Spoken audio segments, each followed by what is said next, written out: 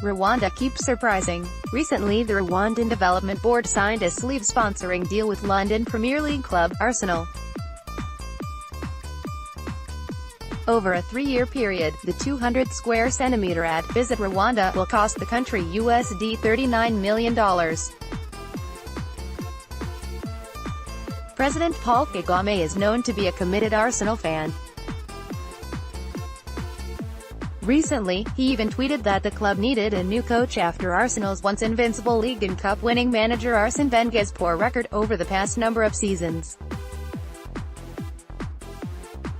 One may suppose that it is a coincidence that the deal was struck just after Wenger's retirement at the end of the 2017-18 season.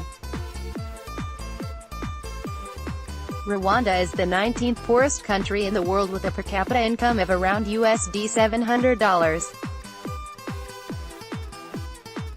Arsenal is one of the richest football clubs in the world.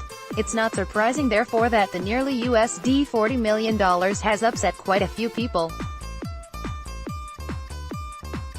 Dutch lawmakers, including some from the governing coalition, immediately reacted angrily to the news that such a poor country receiving a great deal of aid from the Netherlands would sponsor one of the world's richest soccer clubs.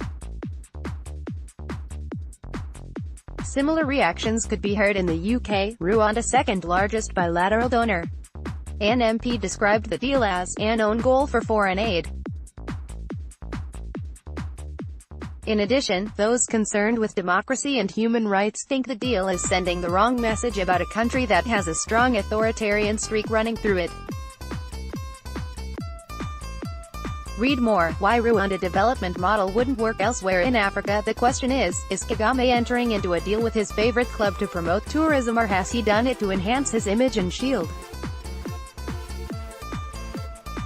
him from criticism? He appears to have made the decision off his own bat. The contract appears not to have been discussed in the cabinet and the money does not figure in the budget approved by Parliament.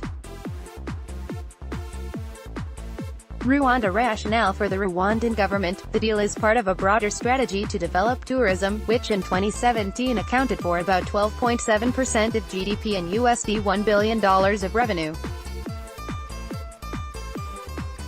The country sees upmarket leisure and convention tourism as an important growth sector. It has a lot going for it: lush green landscapes, the mountain gorillas of the Virunga volcanoes, the Akagera Wildlife Park, the tropical Nyungwe Forest, idyllic Lake Kivu, and even genocide memorials, all compressed into a space of just 26,000 square km. This strategy is integrated and makes sense on paper. The state has invested heavily in its national airline Rwanda Air and built the Kigali Convention Center and high-end hotels.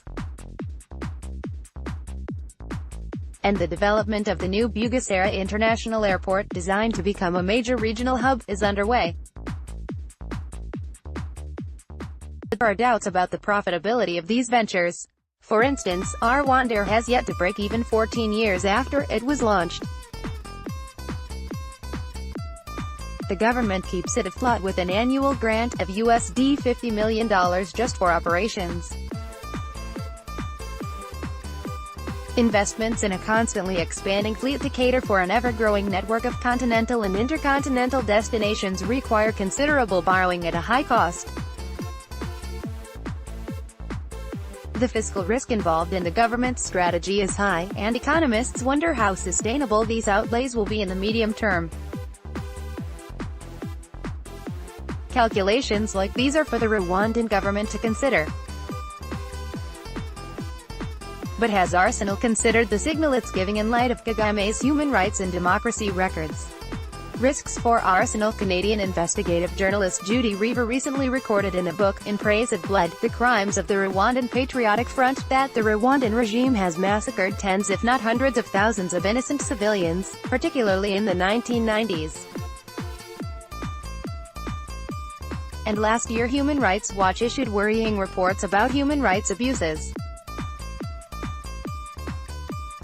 These included the rounding up and arbitrary detention of poor people in transit centers across the country, widespread repression in land cases, extrajudicial killings and unlawful detention and torture in military facilities.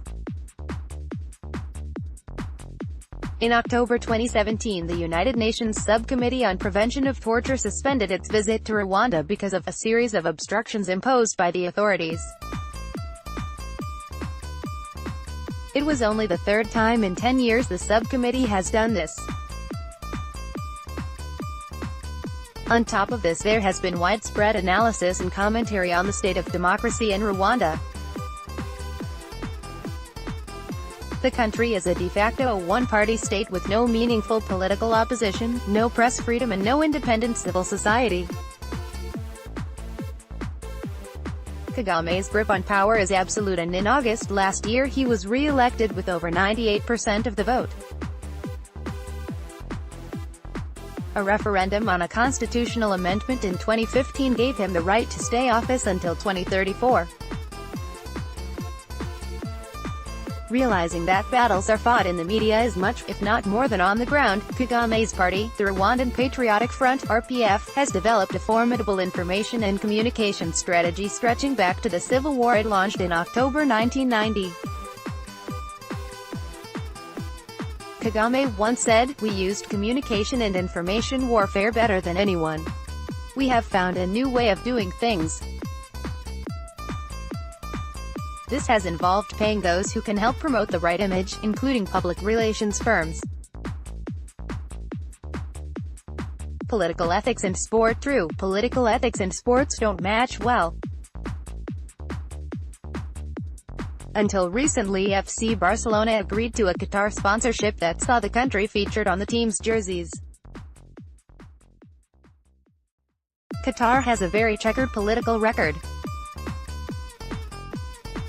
Due to host the 2022 World Cup, it's known for its notorious human rights abuse, especially when it comes to the rights of migrant workers and women. Another example is Atletico Madrid, which was controversially sponsored by Azerbaijan, where the Euro 2020 football tournament will take place. This East European country has been flagged by Amnesty International for its crackdown on the right to freedom of expression, particularly following revelations of large-scale political corruption. Not that it should make any difference, but these two countries are very rich, while Rwanda is very poor. And I nearly forgot, many Arsenal fans were opposed to the deal, not because of Rwanda human rights and democracy records, but because they didn't like the design of the sleeve print.